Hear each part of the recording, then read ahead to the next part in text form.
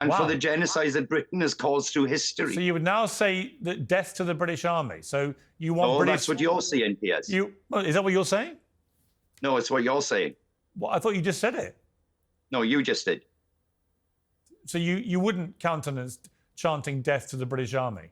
You think that's wrong? It's not a constructive argument, and you're not listening to what I'm saying. Because the British Army, and I campaigned against this at the Daily Mirror, the British Army waged an illegal war in Iraq, which was completely wrong, which caused mayhem, the rise of ISIS, the deaths of 1 million people. But I had a brother who served in the British Army, and I would have taken grave exception to anybody chanting death to the British Army, because I would have taken that as a direct threat to kill my brother who was serving his country and would have been imprisoned if he deserted his position. So this is my point about this casual use of chanting is actually quite dangerous. And in the wrong people's voices and impressionable heads, it can lead to people actually thinking what you mean is killing human beings. And I just don't see how that helps a campaign to stop human beings being killed. Okay, I can see your perspective, and I can see the line of thought that you're going down. My initial thoughts when I first heard that chant were that I found it very, very strange that somebody chanting death to the IDF, which isn't an individual person, can upset the Western media so much that it facilitates a 5-day debate on it, whereas the IDF caused the actual death of hundreds of thousands of innocent Palestinians. Well, why can't they both be wrong? Pardon? Why can't both those things be wrong at the same time? Absolutely. The violent loss of any life is wrong. Right. You didn't feel uncomfortable with thousands of people at a music festival, ironically a music festival, and I say ironically because of what happened on October the 7th, where hundreds of innocent young Israelis enjoying a music festival were slaughtered by a terrorist group.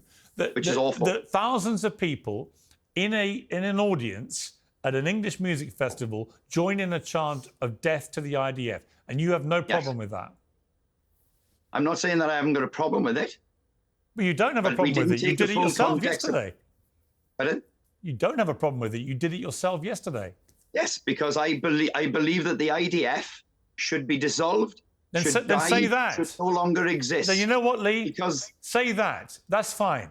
Criticise the IDF as much as you like. Say that a lot of what they're doing in Gaza now is unacceptable, indefensible, as I've been saying. Not just in Gaza, in the whole of Palestine. But when you incite a chant in front of thousands of people of death to the IDF, many people assume it means death to the members of the IDF who are human beings. You may not like them, you may not like what they do, they're ordered to do it by their government.